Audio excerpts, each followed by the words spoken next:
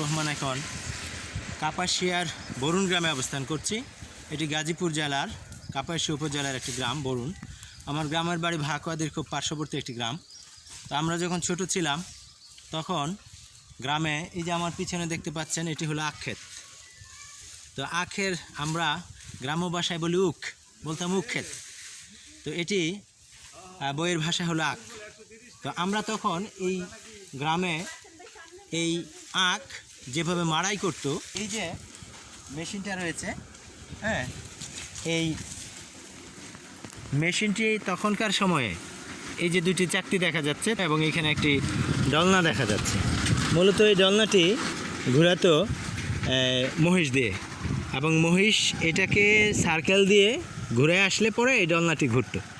তো এখন আধুনিক প্রযুক্তির ছোঁয়ায় এই মেশিনটি এখন ফিতা দিয়ে ঘুরে। আমরা দেখতে পাচ্ছি এখানে একটি স্যালো মেশিন রয়েছে, এটা দিয়ে মাটির নিচ থেকে পানি উত্তোলন করা যায়, এটা দিয়ে টেম্পু চালানো যায়, পাশাপাশি এটা দিয়ে ধানের মেশিন চালানো যায়। এবং বর্তমানে এই মেশিন দিয়ে এখান থেকে ফিতার সংযোগ দেওয়ার পরে এইখানে যে বড় চাকতিটি রয়েছে এই চাকতিটি ঘুরতে থাকে এবং এই কি বলে এটাকে পুলি, এই যে ভাই এটা চালায় উনি বললেন এটাকে পুলি বলে। আচ্ছা, আখ ঢুকানো হয় এই পাশ দিয়ে আখ ঢুকানো হয় এই পাশ দিয়ে। এটা বলে বড় বেলুন, হ্যাঁ, এটা বলে ছোট বেলুন, এটা বলে মাঝারো বেলুন। এবং এই কর্নার দিয়ে আখ ঢুকানোর পরে এই পাশ দিয়ে রসটা নেমে আসে, আর ঠিক পিছন দিক দিয়ে ছাবাগুলি, যেটাকে আখের যে উচ্ছিষ্ট হয়ে যাবে, যেটা পিষে যাবে, সেটাকে ছাবা বলে এদিক দিয়ে বের হয়ে আসবে। হ্যাঁ, এবং তখনকার সময় মহিষে চালাতো, এখন কিন্তু মেশিনে চালায়। তখনকার সময় মহিষে চালানো না হয় র র র বললে মহিষ থামতো, এখন হলো মেশিন। যদি বাই চান্স হাত ঢুকে যায় উপায় আর নাই, সেই হাত আর ফেরত আসার কোনো সুযোগ নেই। হ্যাঁ, এবং এইখানে এই যে একটা কন্টেনার দেওয়া থাকে টিনের, হ্যাঁ, সেটার মধ্যে গিয়ে রসটা জমা হয় এবং 14 টিন রস জমা হলে মনে হয় 100 বলা হয়। এবং সেটি ওই যে ওইখানে আমরা কড়াই দেখতে পাবো। ভাই আপনার নামটা কি বলেন? এবাদুল্লাহ। কোন গ্রামে বাড়ি?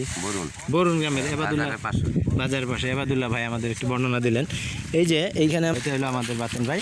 আচ্ছা, তো এই যে এইখানে জাল দেওয়া হচ্ছে। আমরা যখন ছোট ছিলাম তখন কিন্তু রাত্রেবেলায় জালটা দেওয়া হতো। বিকাল থেকে আখ মাড়াই করা শুরু হয়ে যেত এবং রাত্রেবেলা, হ্যাঁ, এটা জাল দেওয়া হতো। এবং তখনকার সময় দুঃখজনক হলে সত্য যে ভোর রাত্রে গিয়ে জাল দেওয়া শেষ হতো, গুড়ের উপর একটা স্বর হইতো, এখন হয় কিনা জানি না। সেই স্বরটা খাওয়ার জন্য ভোর রাত্রে উঠে দৌড়াদৌড়ি করতে হতো। আমরা ছোটো রাতে ঘুমাই যেতাম, হ্যাঁ, তখন হ্যাঁ ভোর রাত্রে উঠা সেই 10-15 জন আসছে না। আচ্ছা, তো এই যে শর্টটা অনেকটা এই যে এইরকম, এই যে হ্যাঁ, এইটা হলো শর। এই শর্টটা কিন্তু খুব সুমিষ্ট, হ্যাঁ, খাইতে খুব মজা লাগে। কন্টেনারগুলি দেখা যাচ্ছে, এই কন্টেনারগুলি এখন গুড়ে ভর্তি। ঠিক এরকম 14টা কন্টেনার যখন রসে ভর্তি হয় তখন সেটাকে 100 বলা হয়। ওই যে একটু আগে যেটা আমি কড়াই দেখালাম, 4 কোনা বিশাল বড় কড়াইটা, সেই কড়াইয়ের মধ্যে 14টা টিন রস ঢালার পরে সেই রস জাল দেওয়া হয়। জাল দেওয়ার পরে গুড় হয় এবং সেই গুড় থেকে কিছু বলা হয় লোচা তৈরি হয়, তাই না? যেটা গুড়ের উচ্ছিষ্ট সেটা হলো লোচা, মানে কালো কালো গুড়ের মতো হবে, হ্যাঁ, যেটা রসালো গুড়, সেটা আলাদা করা হয়। তারপরে উপরে একটু সর তৈরি হবে, হ্যাঁ, এই যে একটু আগে যে সরটা দেখালাম, এই যে সরটা অত্যন্ত সুস্বাদু হয়, সেই সরটাকে আলাদা করা হয়। এরপরে গুড় হয় 14 টিন রসে কয় টিন গুড় হয়? 2 টিন মাত্র। হ্যাঁ, 2 টিন। 14 টিন রসে 2 টিন গুড় হয়। দেখেন কষ্ট কত। আগের দিনে গ্রামে কিন্তু প্রচুর আক্ষেত করা হতো, এখন এত কষ্টের জন্য মানুষ এই কষ্টের দিকে যায় না। এই জন্য শৌখিন কেউ হয়তো আক্ষেত করে, হ্যাঁ, যে নিজেরা গুড় খাবে সেই জন্য করে, কিন্তু ওই যে কমার্শিয়ালি ওগুলো মানুষ আর এখন করে না, কারণ পোষে না, হ্যাঁ, অনেক পরিশ্রম হয় এইসব কারণে। তো আমাকে ওরা একটু গুড় খাওয়ার অনুমতি দিয়েছে খেয়ে টেস্ট করার জন্য। আমি একটু খেয়ে দেখি। বিসমিল্লাহ।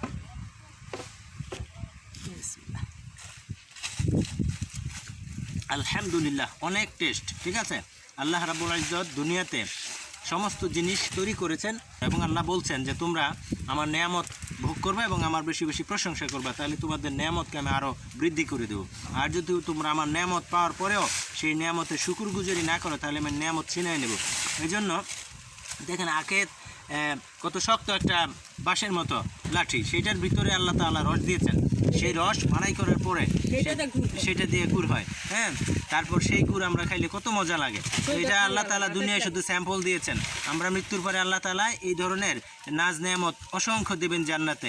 সেজন্য আমরা দুনিয়ায় যেন এগুলি খাওয়ার পরে আল্লাহ তাআলার প্রশংসা করি, আলহামদুলিল্লাহ উচ্চারণ করি। এটা মুড়ি দিয়ে খেলে আরও মজা হয়। গ্রামে কিন্তু গরম গরম মুড়ি ভাজা হয়, হ্যাঁ, সেটা হয়তো শহরের মানুষ অনেকেই দেখেন না। এখন অবশ্য কমার্শিয়াল হয়ে গেছে, মেশিনে ভাজা অনেক কিছু। তো এক সময় গ্রামে ওই মুড়ির খোলা দিয়ে এরকম এরকম করতে হতো, এবং এই একটু চাউল হালকা পানি দিয়ে ভিজাইয়া আর একটু গরম করতে হয়। তারপরে বালু দিয়া সে একটা খোলার মধ্যে বালু দিয়ে নাড়তে হয়, বালুটা গরম হলে হাড়ি দিয়ে ঢাকা দেয়, হ্যাঁ, তারপরে সেখানে ঢেলে দিলে মুড়ি তৈরি হয়। সেটা দিয়ে এটা খাইতে অনেক মজা। কত করে রেখে দিই? শহর হলেও আপনার 150 টাকা কেজি, শহর হলে একটু বেশি না। আর আখের গুড় হলো আপনার 130 টাকা কেজি।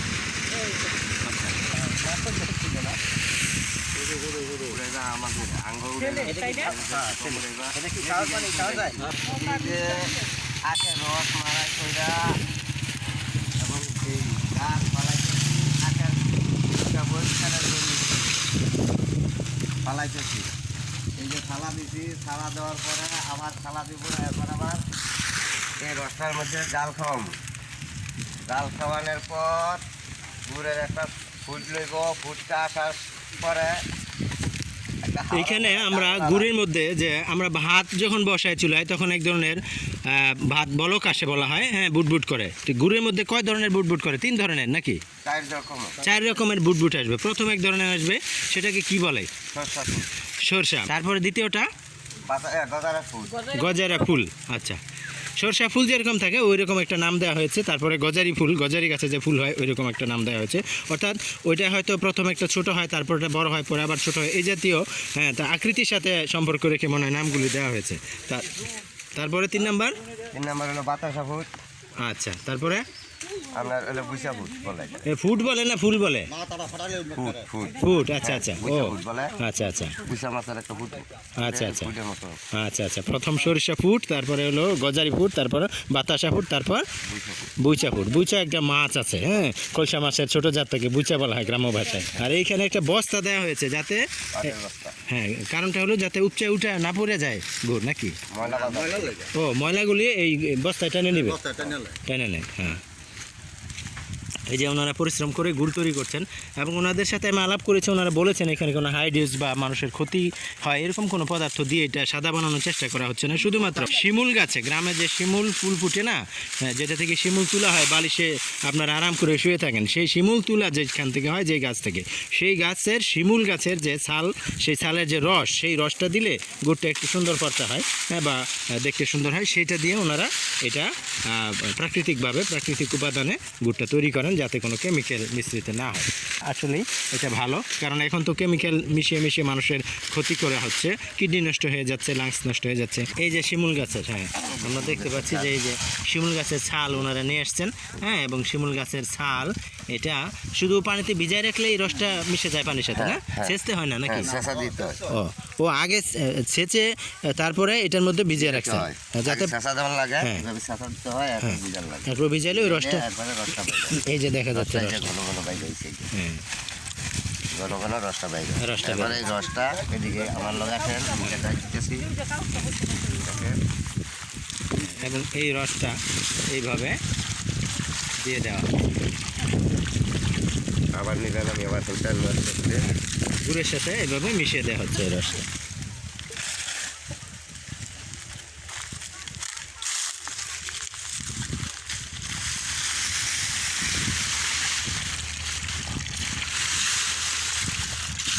দৃশ্যটা দেখার পরে খুব ভালো লেগেছে। আমাদের গ্রামে, ভাকুয়াদি গ্রামে আগে ছোটোবেলায় এটা হইতো। আমি ভাকুয়াদি গ্রামের সন্তান, এদিকে আসছিলাম অন্য একটা কাজে, সেই জন্য আসা হলো এবং দেখা হলো। হ্যাঁ, আমি আসলে, হ্যাঁ, দেখতে খুব ভালো লাগলো। এগুলো কি গুড়, মানে উপরে স্বর জমে গেছে, নিচে গুড়, না? আচ্ছা, হ্যাঁ, এটাই যে উপরে স্বরের মতো দেখা যাচ্ছে, হ্যাঁ, কিন্তু নিচে কিন্তু ভিতরে গুড়। গুড়ের কালারটা একটু অন্যরকম হবে, আর স্বরের কালারটা একটু দেখতে সুন্দর হয়। গুড়ের কালারটা এরকম, এই যে গুড়ের কালারটা, এই যে এটা যখন, হ্যাঁ, বসে যাবে গুড়টা, তখন শক্ত শক্ত দানা দানা হয়ে যাবে। ডাল হয়েছে একটু আগে, হ্যাঁ, বসে নেই, বসে নেই, এই যে গুড়টা, এই যে, হ্যাঁ, সুন্দর গুড়। আমরা একটু আখ ক্ষেতের আখ আমি এখন একটু দেখিয়ে নিয়ে আসি। এটি হলো আখ ক্ষেত, এই যে এখানে দেখা যাচ্ছে, এটি হলো আখ ক্ষেত, আখ গাছ, হ্যাঁ, এই যে এটি হলো আখের কয়েকটি প্রজাতি আছে, এটাকে কি কি আখ বলা হয়? অমৃতা। আখের মধ্যে প্রজাতি আছে, যেমন মিস্ত্রি দানা বলে, অমৃতা আছে। হ্যাঁ, এই জাতীয় বিশেষ বিশেষ কিছু আছে। মিস্ত্রি দানা সাধারণত আখ খাইতে মনে হয় মজা হয়, মোটা মোটা হয়। হ্যাঁ, এটা শক্ত বেশি। এই প্রজাতিটা বেশি চাষের কারণ হলো শিয়ালে যাতে খেতে না পারে। মিস্ত্রি দানা করলে শিয়ালে দ্রুত খেয়ে ফেলে এবং সেটা উৎপাদন করে পোষানো যায় না। এই যে ভাইয়েরা কিন্তু আখ কাটতেছে। আখ কাটার পরে সেই আখগুলি, হ্যাঁ, এই যে আখের যে খোসা থাকে, পাতাগুলি থাকে, সেগুলি ছড়ানোর পরে, পাতাগুলি সরানোর পরে এরকম হয় এবং আখগুলি এইভাবে কোদাল দিয়ে কোপ দিয়ে দিয়ে এইভাবে কাটা হয়।